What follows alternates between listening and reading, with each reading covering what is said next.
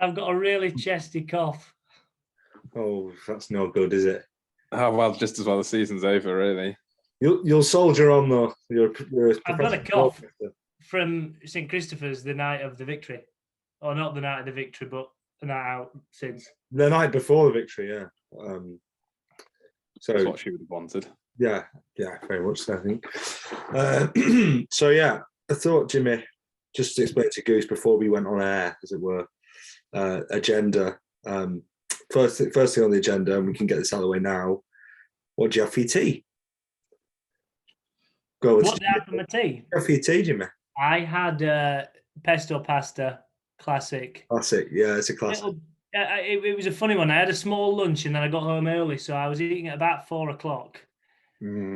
Not a good time. So it was pesto pasta, but pine kernels. Waitrose down the road. Yeah, they are expensive.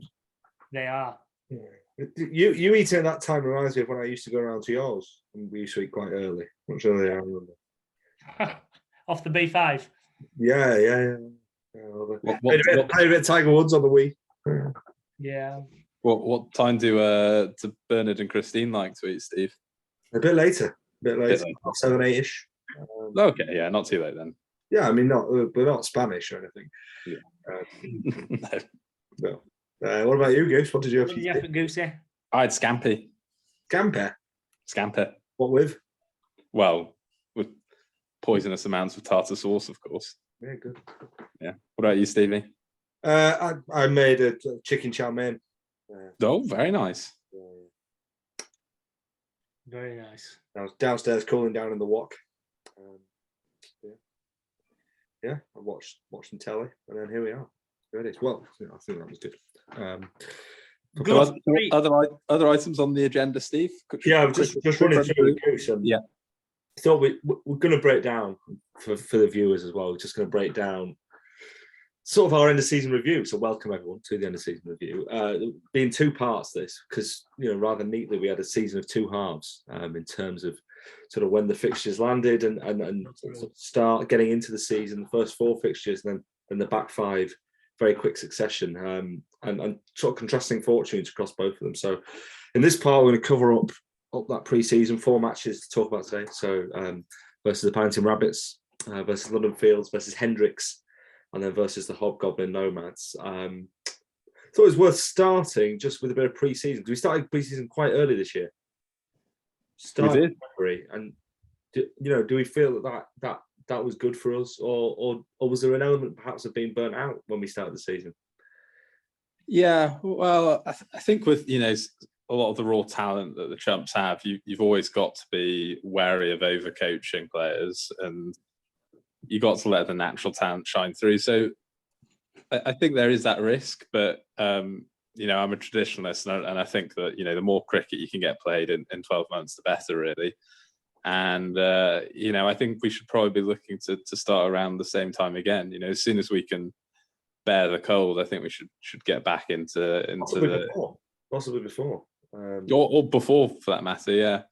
And it's good to see a few new faces down at the nets as well. That's when really the recruitment drive started, I think.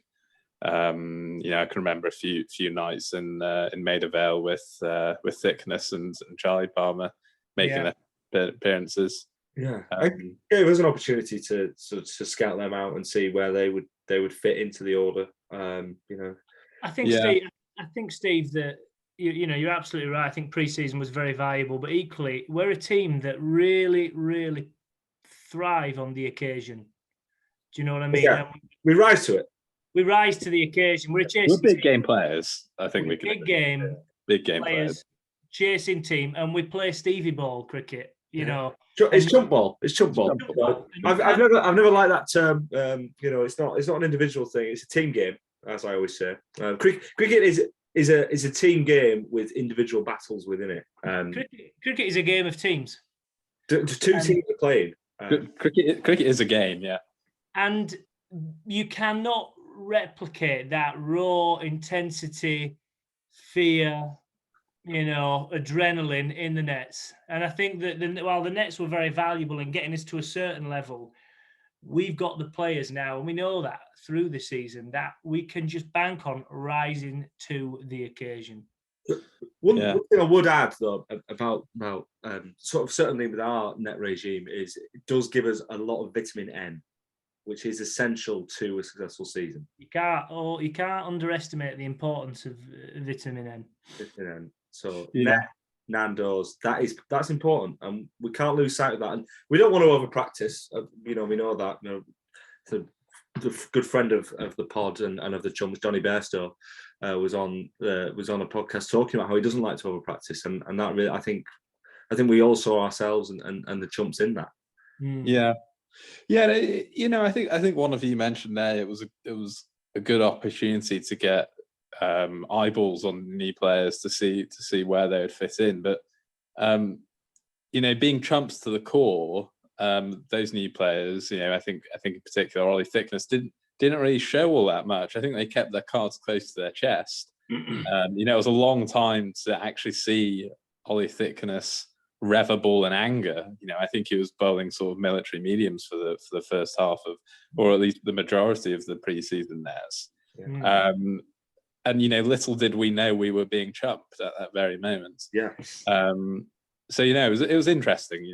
I don't think we saw the full talents really of those players. Like Jim said, we saved the best for the match situations. I think it took us a while to witness the thickness, if you like. But bloody hell, have we witnessed the thickness? Yeah, I think we'll come on to that a little bit more. I think in part 2 next week, when I think when that really came to the fore. But yeah, I think broadly we got it pretty much spot on with the pre-season. Absolutely. We don't do it. Not much to improve, really. I don't think. Yeah. So we'll just put that down as a big tick. I think. Tick that off. Success. I think that's a KPI achieved. Yeah. No, exactly. Pat on the back. Big. Yeah. That brings us, I think, quite nicely to, if you can cast your minds back to April sometime. In our first game against old friends and foes, the Rabbits, our third such game against those opponents, on a very, very sunny day around Easter. I think Easter Saturday, perhaps. April 14th rings a bell. What was it? That could be right. Could easily be right. I mean, interesting day, wasn't it? It was an interesting day. Some new faces. I think we had, how many debuts did we have? We had Steve, who was there for the first time. Oh yeah, sorry, Steve. Yeah. Charlie Reid. Charlie Reid, big Charlie innings. Reid. Yeah, we'll get on to Charlie Reid's innings. I think that was the day when Charlie Reid had a good bash. Yeah, indeed, and I think set the tone a little bit for what we would do later in the season once we've perfected the formula. Panit, of course, who came in his first appearance for the team that day. Some big names who've played. And of course, Jack Moran. Jack Moran, who was there. It was his 30th weekend as well, so it was a special weekend, wasn't it? Yeah. Oh, it was a very special weekend. I think all around. I mean, if we can sort of think about the result, obviously we stuck them in. We were chasing team. We were chasing team. Chasing team. That's the formula. It's worked for us always. It's not going to change now. Stuck them in, and I think we started rather well. I think Sweeney and Thompson at top kept it tight. A good opening pair that with salvo, if you like. Yeah, there's good yin and yang there. I think I can bang it in too short, and Sweeney can sort of drop it in line and length. Yeah, very with the control. I think it works. It's tough on that wicket though. It's tough to get much out of that Astro wicket at Paddy Rec.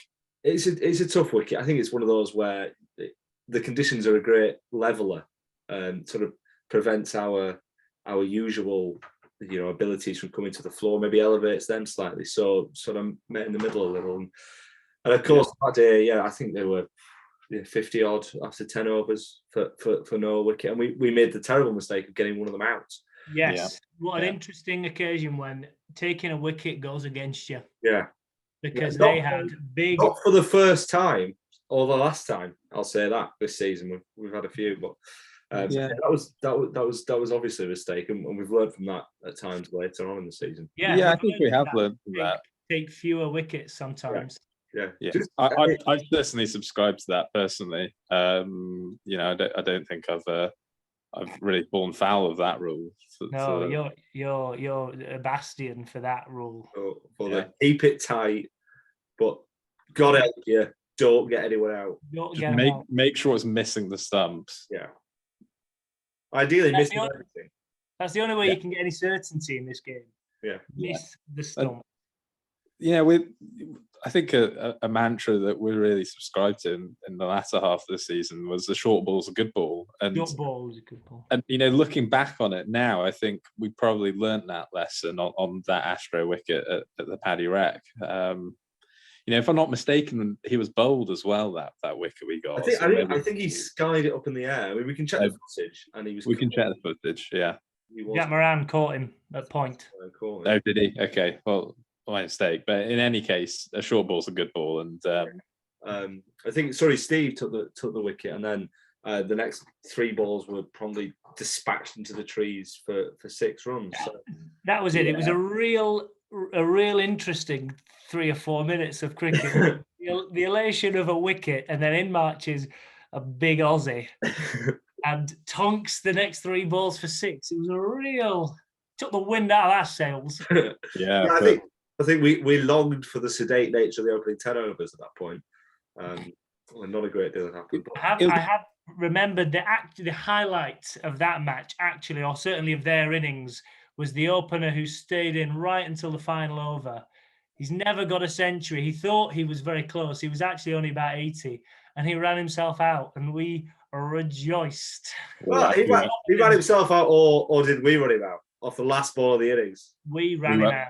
We were howling, weren't we? Yeah, we loved it. And that, I think, gave us the momentum after they'd scored 330 runs. We went into our first chase this season, feeling pretty confident. Well, I think we're always confident, chasing. I think we always back ourselves. It was a bit of a rude awakening, seeing ball after ball get launched into the unsuspecting Paddy Rec crowds. But it was a chase we thought we could do, I think. Yeah, there was a distinct lack of in that game anybody on their team reading the room. Yeah, there was. They weren't reading the room. And by reading the room, we mean getting out without scoring as many runs as they did. Yeah, it was a favour. Yeah, read the room. Stop scoring runs. There's time and a place, I really think. There is a time and a place to score runs, and against us often isn't the time nor the place. Especially when we're not trying to get them out as well. Yeah, we learned that. Hang on, when did we learn that? We learned that afterwards. Sorry. Okay. No, I think we learned that immediately. I think what happened was number 3 came in, and we thought, well, if that's number 3, think what number 4 can do. Yeah. And the first batting order. Yeah. Yeah. Cunning. I think we largely stuck to that because I don't remember us taking many more wickets. No, in a game of wickets and runs, they certainly had a lot of wickets. Sorry, a lot of runs, and we didn't have many wickets. It was a very quick 130 that he got himself to, wasn't it? Yeah.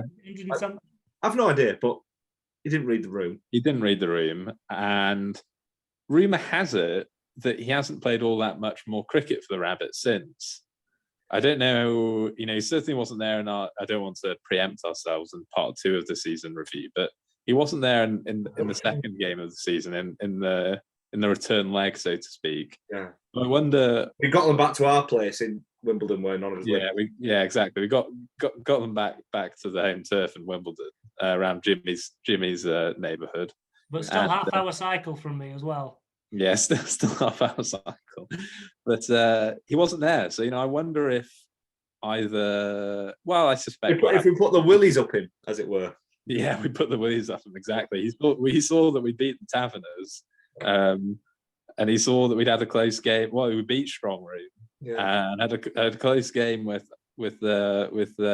Super Kings, and he thought, oh, heck, these guys are going to ruin my average. I think it's possible. Also, I think certainly can't be ruled out. And if it can't be ruled out, that pretty much means it happened. Exactly. That's Occam's rule, razor or whatever it's called. If it can't be ruled out, or if it is ruled out, that's what happened. Yeah, I think that's it. Yeah. Yeah, that's it. Hey, what if you hear hooves? Think horses, not zebras. Well, exactly. Let's not forget that we were going on to that wicket, with in the back of our minds what happened there the previous season in the drizzle with Mr. Nicholas taking a 7 for wickets. I think that was very much the sort of the Hobart of our short existence, the nadir of Chumpshire, and you're right. There was some mental scars there, I think, and I think when we went out to begin our chase, they really showed, because we rather slumped, I think, initially, to around 70 for 4 or 5. Yeah, I mean, I was caught at first slip with a man smoking a cigarette. Yeah. Doesn't do a great deal for the confidence. Doesn't do, and also, there's a time and a place for taking slip catches. Yeah. Well, read the room. Read the room. Read the room. Soft hands. That was going for 4. Yeah. Yeah. Well, what can you do? And then a child took quite a lot of wickets against us, which again was a little bit of a confidence knocker, I think. It's a leveler, though, isn't it, cricket? But what's that, Jimmy? It's a leveler, cricket, at the end of the day. Oh, it is, yeah. The greatest leveler in the world. I think, though, that the key thing in that is that we did actually draw that match, as far as we're concerned. A Chumps draw, yeah. Yeah, a couple of solid partnerships, a couple of lusty blows from Charlie Reid's bat. I mean, what an innings that was, by the way. 42 not out. Fantastic debut innings, absolutely fantastic. Yeah. Especially considering that his bowling was interesting. It was interesting. Yeah, an all-round interesting performance. Yeah, and that's what we're about in the Chumps. Interest. Yeah. Jim Feng facing the last ball, getting out, but we still had someone else in the hutch. So, but boy, did she face that! She faced that ball. Oh, not half. Not half. She faced. So yeah, I think starting off with technically in the record books, it's a defeat and quite a big one. But as far as we're concerned, batting the overs hasn't happened a huge amount, for the Chumps. So I think that was a positive way to start the season. I think we got up to around 200, which is obviously slightly short of the target, about 130 runs short, but also wouldn't be as short as we would be in future games. So positives to take from it. Areas of improvement, but there always are. Well, Jim, I'll let you kick off on that one. I'll sort of have a little think about what positives I took from that. I learned a lot from that match. Every day is a school day. Every day is a school day. I learned all sorts. I learned about batting. I learned a lot about batting. About how not to bat. About how not to bat. And how to bat. Yeah. And how to bat. Don't edge to first slip. Try and get forward on the ball. Head over the ball. And I learned from that. I did learn from that, having got, I only got caught out another 3 times this season. So we're learning. We're progressing. But I think that learning can take us into the week after, or the game after. Because I think it's worth saying at this point, and perhaps something that affected us a little in the start of the season was we weren't playing every week. We weren't in that rhythm, sort of bit stop start, and that was maybe an issue which we didn't face later in the season, and we saw performances pick up. But I think worth going to London Fields, lovely ground. Lovely ground. I've played good blades as well. Really nice. And we must say the same about the Rabbits. A fantastic bunch of chaps. Yeah. We always have a good game against them. Always around. We play hard, but we play fair. So yeah, London Fields again. Oppo into bat. Can't remember exactly who won the toss. It'll be somewhere in the annals, but they went in, and we actually took quite a few wickets relatively early on in that one. Yeah, I seem to remember Charlie Palmer bowling very well that day in particular. Palmer and Thickness on debut, yeah. Yeah, and Thickness bowled very well as well, didn't he? I can't remember the figures off the top of my head, but they stick in my mind as being very potent that day. I believe Thickness got a wicket with his first ball for the Chumps, which is. I think you're absolutely right. Stunning. It was a good wicket as well. I thought I had a bit of everything, and some turn there for Thickness. Yeah, it was good. I believe Lowson made his debut as well for the Chumps in that game. That's right. Couldn't miss him. Couldn't miss him. Turning up in black. We haven't realised we wore whites, Jimmy, which is a very easy mistake to make. How many times do you see cricketers wearing white? I know. And happen. If you're going to plump for a colour, black. Black. Yeah, do the opposite. With a big white Huel logo. So yeah, best of both worlds. And he fielded well. Oh, he did. I think he bowled well as well, didn't he? He did bowl well. Yeah. That was also, I believe, was when we were a man down for a few overs. The chap at slip couldn't feel at slip. Can you remember the reason? I think he was incommoded, shall we say? Yeah, so he was engaged. And we've not painted a very nice or a very honest picture because it was cracking flags at London Fields. And it was a hot day.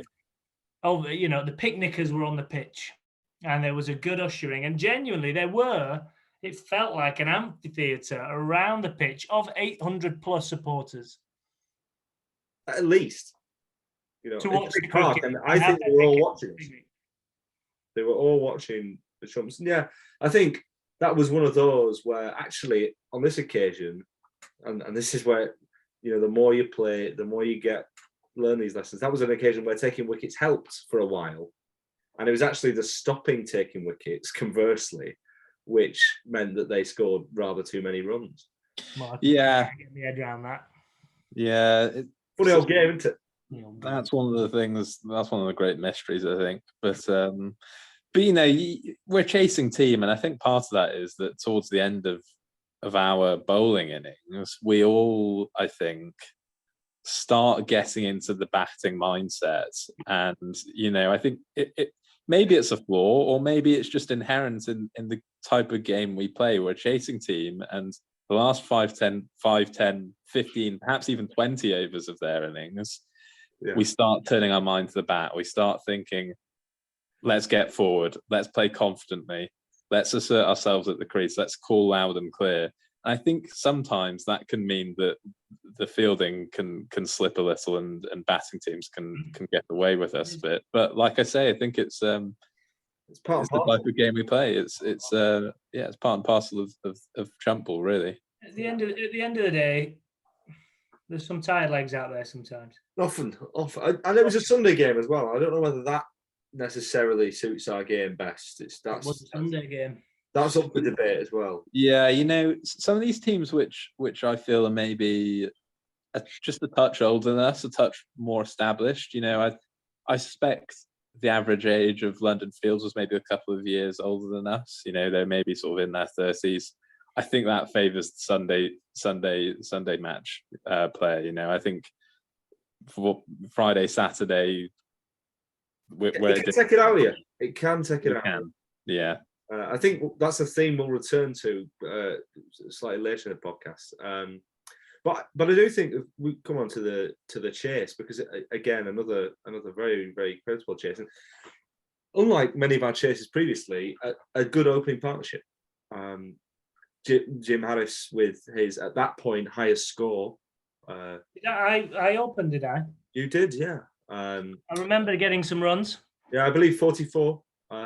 Good platform, really good platform. Getting to drinks unbroken was very impressive. And Steve hit a 50. I was batting with Steve, wasn't I? I think he hit some run. I don't think he quite got to 50. He got to 50 in the previous game. Sorry, Steve. Yeah. No. But yeah, I think that was, early in the season we were feeling for the right tempo for the innings, the right how to structure the chase properly, because we had a good platform, but we were slightly behind the rate, perhaps. Hey, but you can get bogged down in detail. You can think too much about these things, and you psych yourself out. We don't do that. So I think what I definitely didn't do was very patiently and slowly hit my way to 42, and then from the dugout yell aggressively at our team. I wouldn't do that. You wouldn't do that, Jimmy.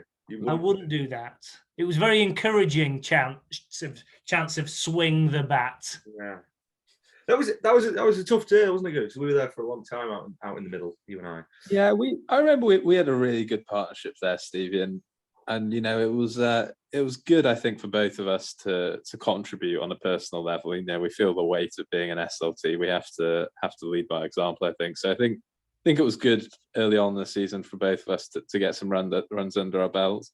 I remember talking to you out there in the middle about, you know, how we're going to press on and hopefully go for this total. And I think we quickly realised that we just didn't have the firepower, and we were quite happy to settle on a couple of Reading.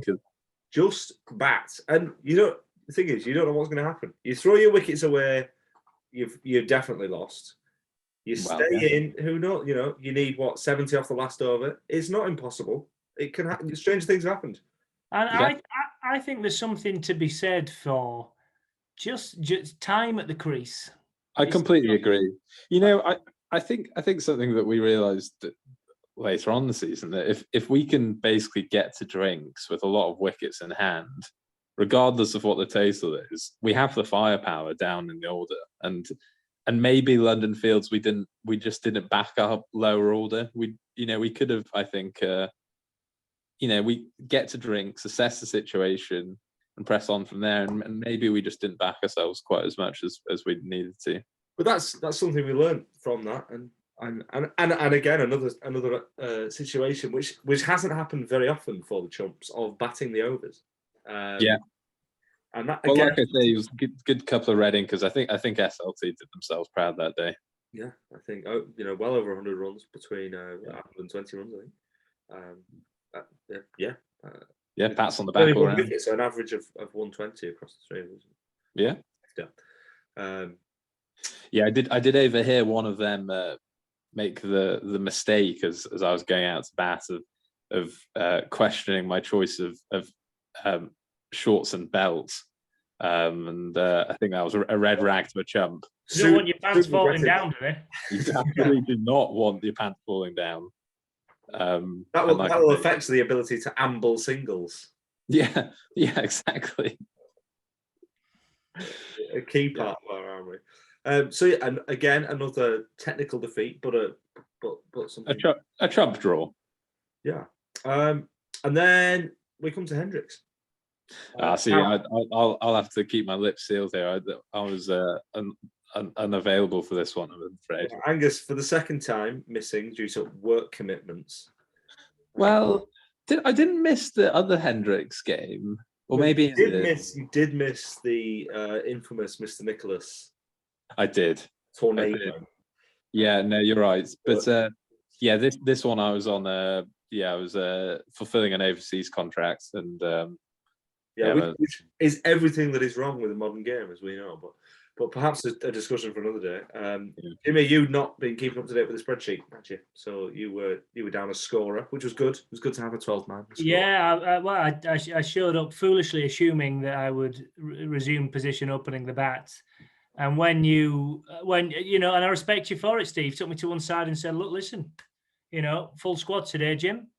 You're not in the team." And I remember going back to you saying, "Oh, but I'll bat, won't I?" And you said no. No, Jimmy. The spreadsheet is final. I hopped onto my bike and sulked for 5 minutes, and then came back and did some scoring.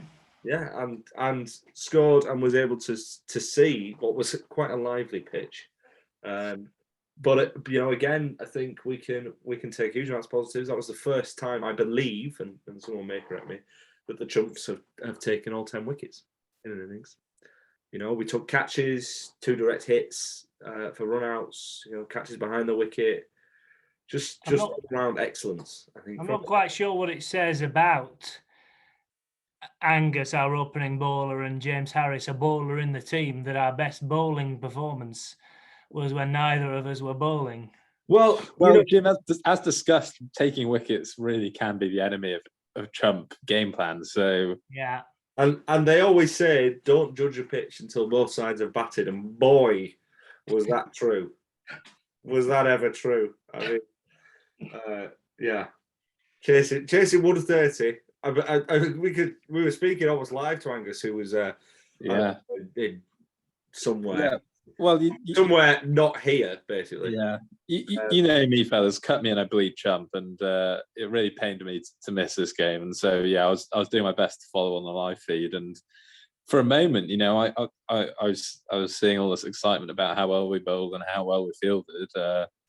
Some rumours of walking in even, and it sounded like we were really in with the shot. And I thought for a little while that I could be missing something very historic. Yeah, but gratefully that wasn't to be. No, it wasn't to be. Thank God, because no, instead it was a typical Chump collapse as we went from, I think, 40 odd for one, 50 odd for one, maybe to 99 all out. Solid.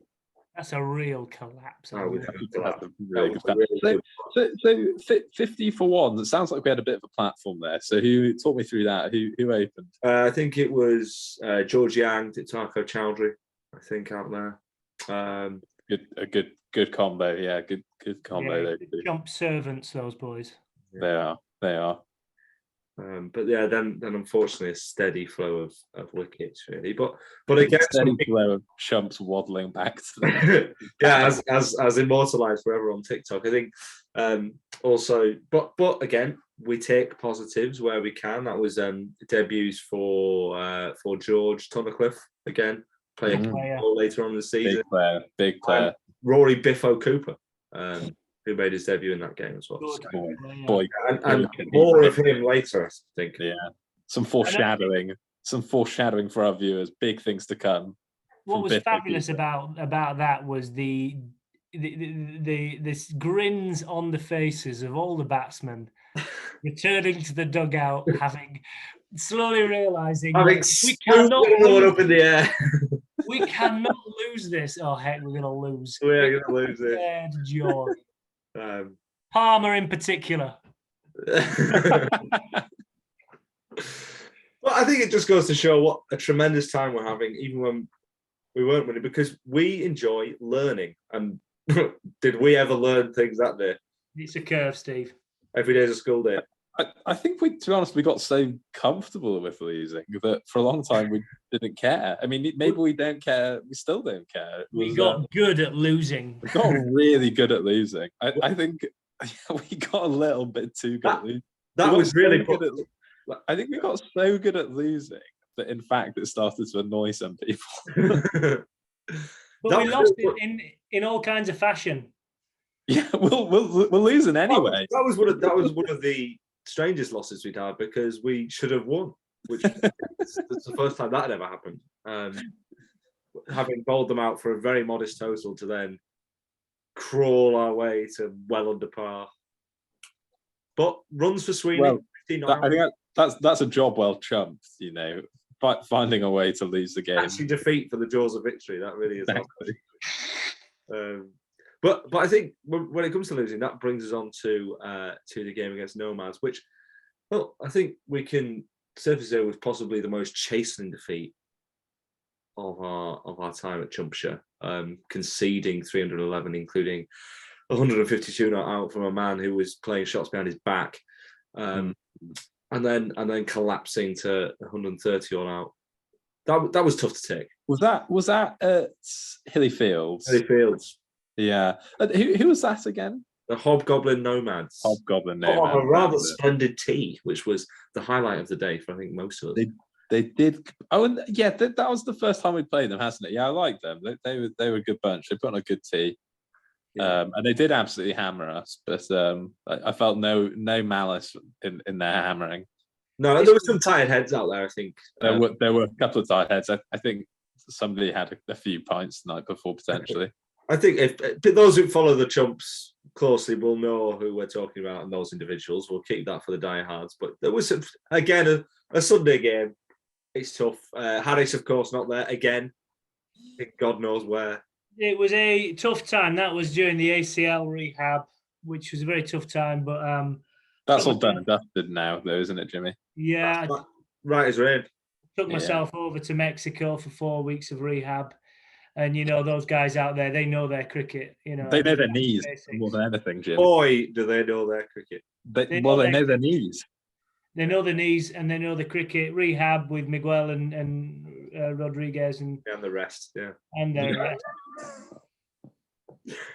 And it was tough, but again, this just shows how far we've come. Live feeds. I was following the game, very closely, thanks to the tech and comms unit. Yeah, it's marvelous, isn't it? Modern technology. What you can do. You can be in Mexico, Costa del Sol, whatever, and you can know what's going on. Yeah, it's not just the technology. You do need someone behind the keyboard, don't you? And take the opportunity for quick thanks to head of media June Feng. Yeah, who also wasn't there, of course, but it's really important to just dwell on this point, because I think that June Fen's input she's so integral to the team.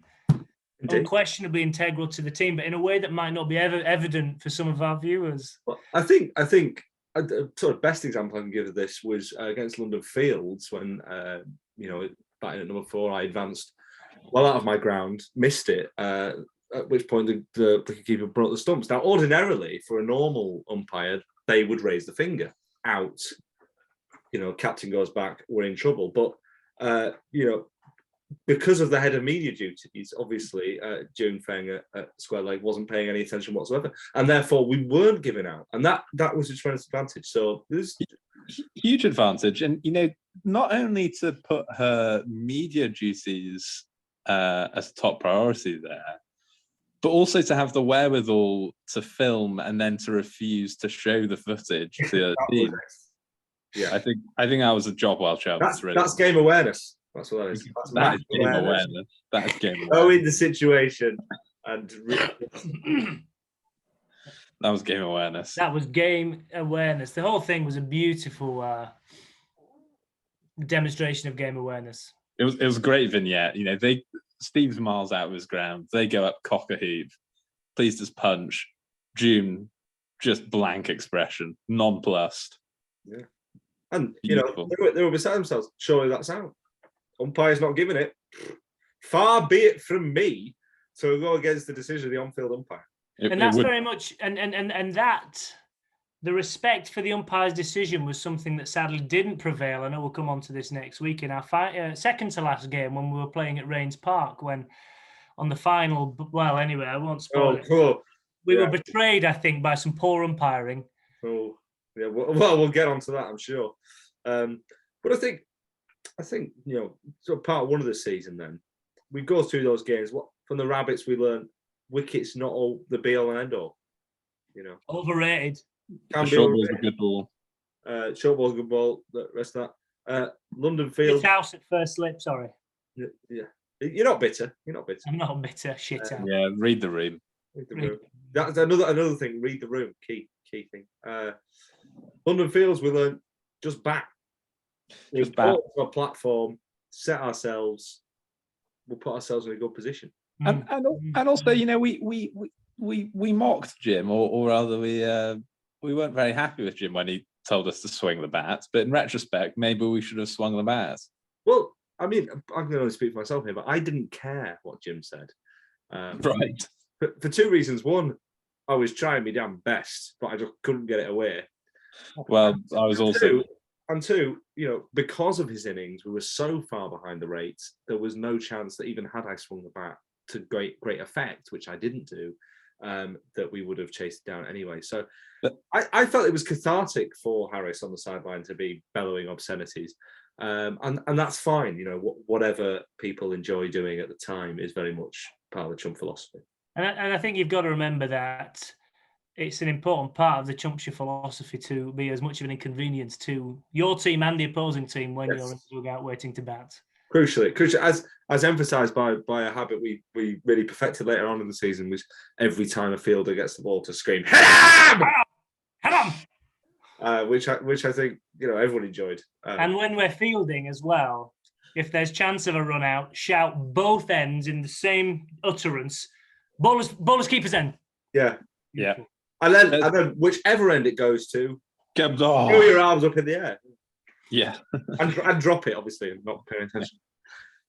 All key bits that we honed. Hendricks, I think we learned from that one, we can take wickets, and all of them, occasionally, and that's good. But and even also without our best bowlers, proper side Hendricks as well. That they know what they're doing. So I think to get them all out was a bit of a feat. Yeah, they scored 200 and odd against us, 260 odd against us last time. Exactly. They're also a team where each member has got their own kit. That bit bit much. You could argue, but it takes all sorts to make a world. So I think another thing I just point to that I think is they got 130 and defended it. So lessons for us there, that's what we'd find later on is actually what seems to be a below par score. If you win, is actually a good score perfectly adequate because you've won the game. So that's quite important. And then the nomads, what did we learn from that? Well, doesn't help if half the team is hanging out their arse. But I think deep down we probably knew that already. And I think deep down we won't do anything about that. No, I think it just helps. We learned to live with it. Yes, it helps us to level expectations a little about what sort of performance we can put in when your mouth is as dry as that, and you can feel the blood rushing around your head like it's going to explode. I think it's all part of the great learning curve that is cricket. The great tapestry of cricket. Indeed. Every day is a school day. And every day is a school day. So then, we would have had another game in that sort of period, but unfortunately for various reasons, weren't able to pull together a side. So weren't able to play against Millfields, which was a shame. Real shame. Game played last year, but sort of brings that first half of the season to a close. And I think we can safely say we enjoyed it. Our opposition certainly enjoyed it. Let's not forget, Steve, as well, that this was the first time that we were coming in with a full squad into a full-ish fixture list.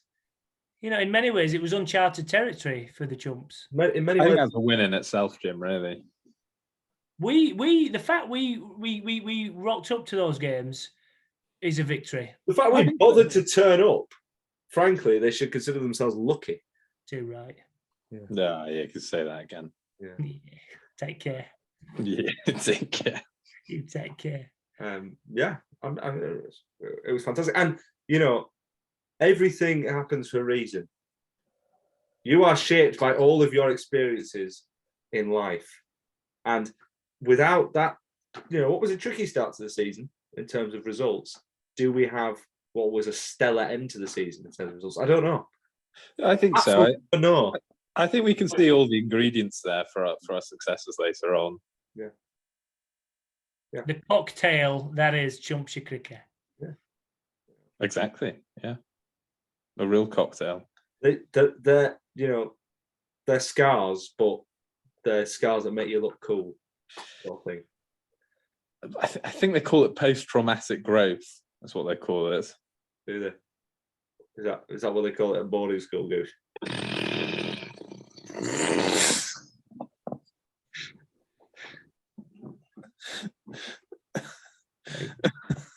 Very good.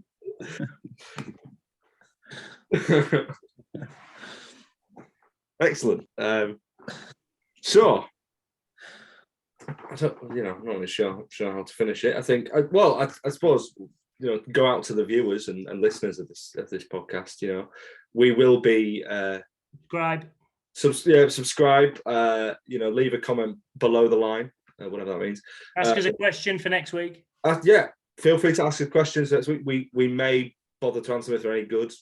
Probably won't. Yeah, but questions, but also, if there are any requests for topics you'd like discussed, obviously there isn't going to be much cricket going on for the next few months. So if there any regular features that you'd like to see? A couple of ideas that we've discussed internally include a watch along, which I'm sure everyone would be very eager to watch us watch a game of our own game of cricket, and commentate and analyse and all the rest of it. So it would only be several hours of your day that we would ask of you. And perhaps also a cricket book club is also another possibility. But if there are any other requests, please do drop them down below the line. I think, and potentially rumours of a live podcast. People coming in live to a function room of some kind, and tuning in live at the podcast. A little bit more audience participation that could be on the cards as well. Yeah. I see the Premier League have started doing them, so. Well, if they started it really at our level, we should be doing that because. Yeah. I wonder if we're drawing this to close. Do we have any other business that needs to be discussed? I don't know if we need to discuss the implications of the Strauss High Performance Review for the Chumps. I wonder if that's a podcast in itself, Goose. It could well be. I think the Chumps certainly need to hold a general meeting and discuss the implications of the High Performance Review. I mean, we may even want to conduct a review into our own cricketing practices and cricketing schedule and structure. Or perhaps a rival High Performance Review to Andrew Strauss's, because the Chumpshire High Performance Review, exactly. See, I mean, he's got some experience. Captained England to number one in the world, and a Test series in Australia. But as we'll find out next week, we've also won some cricket matches. I think if we were trying to put a blueprint together of our high performance, it wouldn't be too much of a challenge. It's all there. It's already there, isn't it? Written in stone. Yeah. Well, it's wicked run, principally. High level.